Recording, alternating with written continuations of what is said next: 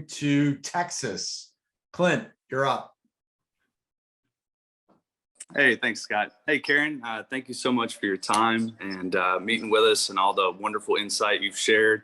I have a couple of questions for you real quick.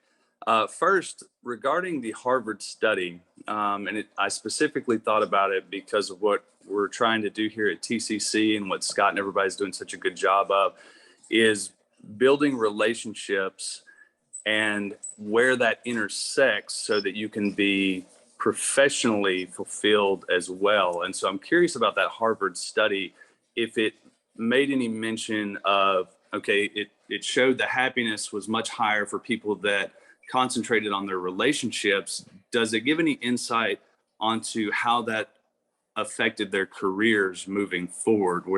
Was it proportional based on their relationship happiness and their satisfaction in their careers and how well they performed moving forward? And then just another fun little question on the tail end for me. What's the next book that you are reading or currently reading that you're excited about that you would recommend to us to check out, outside of the awesome reading list we have at TCC and the book club, of course? Well, you had some good books. I wrote down, you had some good books on your list. I'm impressed by what you have going there. So I don't actually, to tell you the truth, I don't know off the top of my head how much the Harvard study, the grant study, looked at that question, but I'll give you my answer to it and another bit of information that I think would be useful.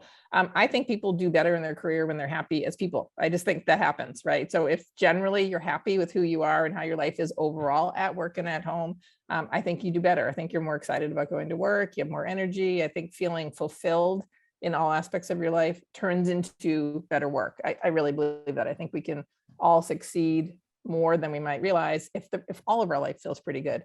But one thing that we did actually talk about in Measure Your Life, which I think is also really true, is trying to understand what really motivates people to do well at work. And this is useful for you as an individual and for you as a leader.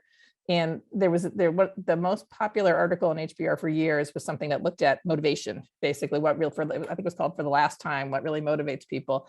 And it was describing motivation as being on two different scales, one that they call hygiene factors and one that they call intrinsic motivators. And hygiene factors are what most people look at when they're trying to decide about taking a new job or a promotion or whatever. Hygiene factors are the things that are visible to other people, or you can put on your resume, your title, the prestige of the organization. Did you get a big salary? Did you get a boost? Did you get a fancy office, vacation, things like that. Those are good things, not that they're not bad things.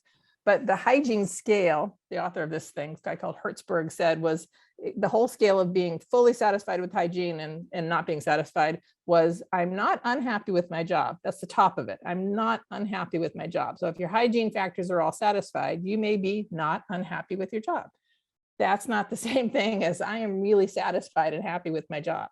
And that is measured on what we call the intrinsic motivator scale. And those are things that you have to think about and may not be as obvious on your resume. It's, do I believe in the mission of the organization?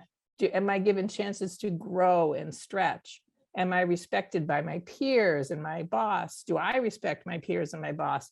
Those intrinsic motivators, we think over time, play a much more significant role in doing your best work than the hygiene factors do. There's Daniel Kahneman, Nobel Prize winner, has done something for years. I think he calls it the happiness index, but there's a certain salary at which it changes a little bit year to year, over which people are no more significantly happy than under that salary. And it's not what you would think. I can't remember what the most current number is, but it's like 80,000.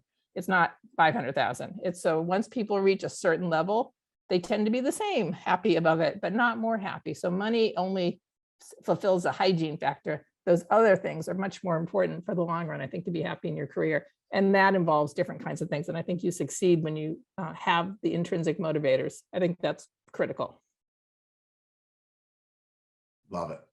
Love it. Hey, thank you